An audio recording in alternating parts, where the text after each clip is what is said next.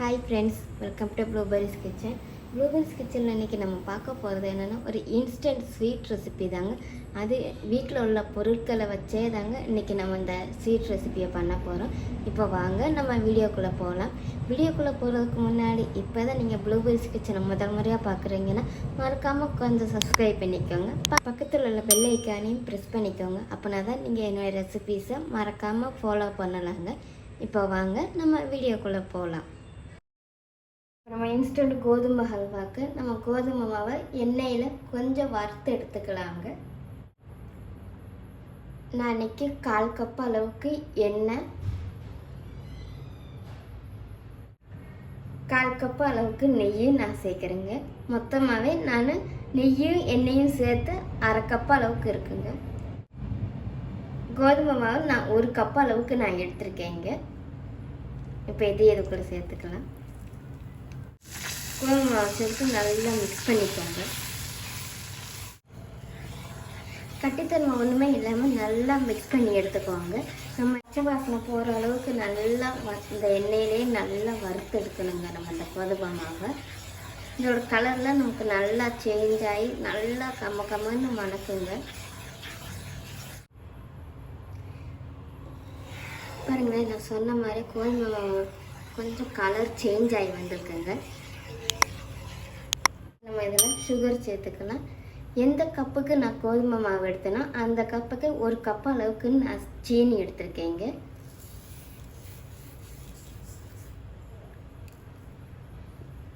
இனிப்பு உங்களோட விருப்பத்தக்கன நீங்கள் பார்த்து அட்ஜஸ்ட் பண்ணிக்கலாங்க. நல்லா இனிப்பு சாப்பிடுவீங்கன்னா நீங்கள் 1 கப்பு சேர்த்துக்கலாங்க. மீடியமாக தான் இனிப்பு சாப்பிடுவீங்கன்னா 3/4 கப் அளவுக்கு நம்ம சேர்த்துக்கலாங்க. இப்போ இதையும் நல்லா மிக்ஸ் பண்ணி எடுத்துக்கலாங்க.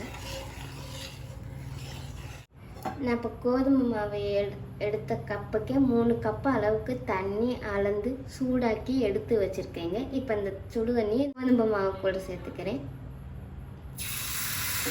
1 கப்பு மாவுக்கு 3 கப்பு அளவுக்கு தண்ணிங்க.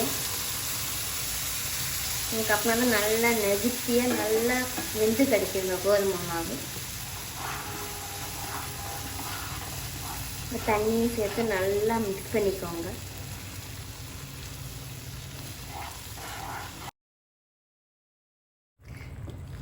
நமக்கு இப்போ ஹல்வா ரெடி ஆகிடுச்சு. நமக்கு இந்த பாலில் அப்படியே நல்லா ஒட்டாமல் வருதுங்க.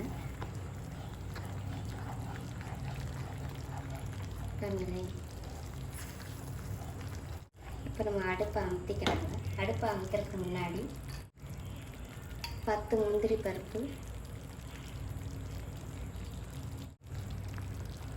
கொஞ்சமாக நெய் சேர்த்து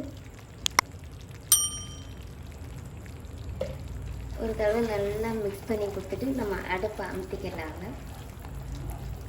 நமக்கு இந்த ஹல்வா ரெடி ஆயிடுச்சின்னு எப்படி தெரியும்னா, நமக்கு அந்த பேனில் அந்த ஹல்வா நல்லா ஒட்டாமல் வருங்க. அதுதாங்க நமக்கு இந்த ஹல்வா ரெடி ஆயிடுச்சின்னு அர்த்தம். இப்போ அடுப்பை அமுத்திக்கலாங்க.